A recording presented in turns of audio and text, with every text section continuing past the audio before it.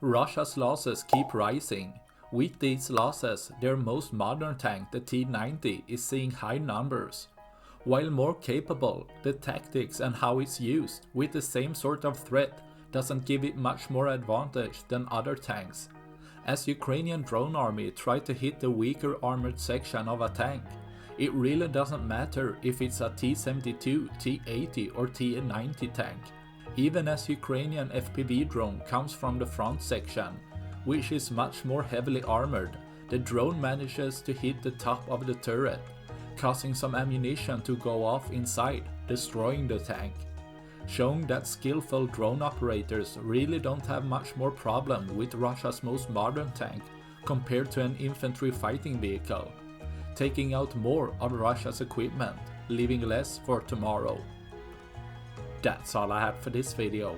Please like and subscribe for more. Thanks for watching. Bye.